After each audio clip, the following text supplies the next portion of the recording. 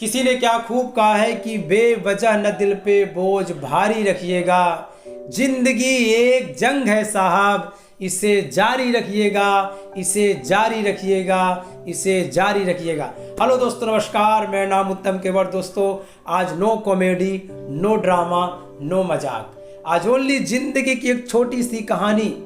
दोस्तों, छोटी छोटी कहानियां हमारे जीवन को बदल देती, इसलिए कहानी को पूरा सुनिएगा। और आप हमारी कहानी किस शहर से सुन रहे हैं जरूर कमेंट के माध्यम से बताइएगा। दोस्तों, ये कहानी एक राजा साहब की। ये उस राजा साहब की कहानी है जो बहुत ही ईमानदार और बहुत ही बुद्धिमान राजा थे। एक बार राजा साहब के नगर में रहने वाले सेठ जी के यहाँ चोरी हो जाती है। सेठ साहब दौड़े दौड़े राजा साहब के पास आते हैं।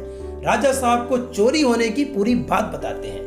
राजा साहब सेठ जी से बोलते हैं कि जब आपके घर में चोरी हुई थी तब आपके घर में कौन कौन था। सेठ जी बोलते हैं कि मैं, मेरी बीवी, बच्चे और 5 नौकर। राजा साहब बोलते हैं कि क्या आपको 5 नौकरों पे शक है। सेठ जी बोलते हैं कि राजा साहब, मुझे दुनिया के हर इंसान पे शक हो सकता है, लेकिन मुझे अपने नौकरों पे शक नहीं हो सकता, क्योंकि वो हमारे यहाँ 20 साल से काम कर रहे हैं।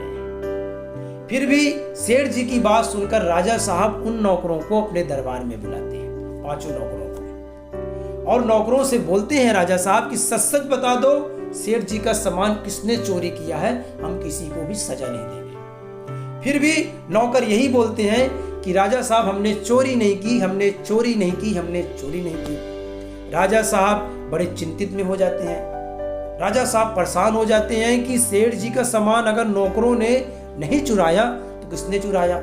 लेकिन राजा साहब बहुत ही बुद्धिमान व्यक्ति थे और बहुत ही चतुर व्यक्ति थे।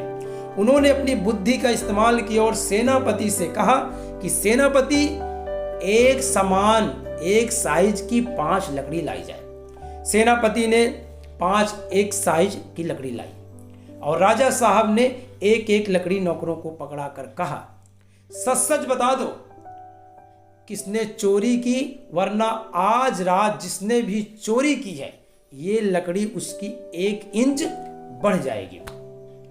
फिर भी नौकरों ने कहा कि हमने चोरी नहीं की, हमने चोरी नहीं की, हमने चोरी नहीं की। राजा साहब ने मान लिया कि तुमने चोरी नहीं की, और राजा साहब ने इतना कहकर उन 5 नौकरों को इतना बोलकर कि जिसने भी चोरी की है आज उसकी डंडी 1 इंच बढ़ जाएगी, इतना कहकर 5 को बंदी गृह में बंद करवा दिया, अलग अलग बंदी गृह में। जिस नौकर ने चोरी की थी वह रात भर सोचता रहा कि कल मैं पकड़ा जाऊंगा, क्योंकि आज 1 इंच डंडी बढ़ जाएगी। रात भर वह नौकर सो नहीं पाया और वह इसी चतुराई के चक्कर में सोचा कि 1 इंच सुबह बढ़ जाएगी, और जल्दी से उसने 1 इंच डंडी को काट दिया। सुबह हुई, 5 नौकरों को पेश किया गया राजा साहब के सामने और 5 डंडियों को पेश की गई।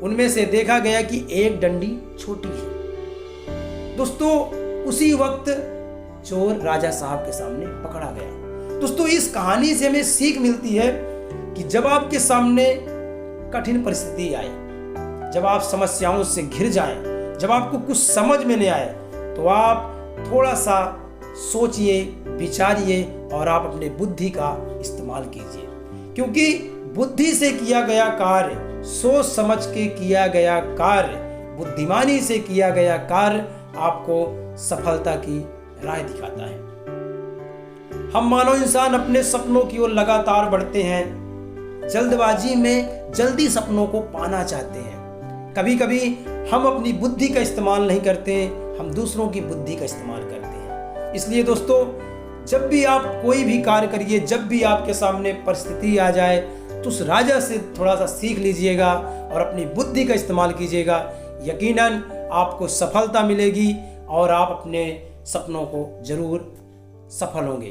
दोस्तों, कहानी पसंद आए तो लाइक कीजिए, शेयर कीजिए, कमेंट कीजिए और बताएं आपको हमारी कहानी कैसी लगी। बहुत बहुत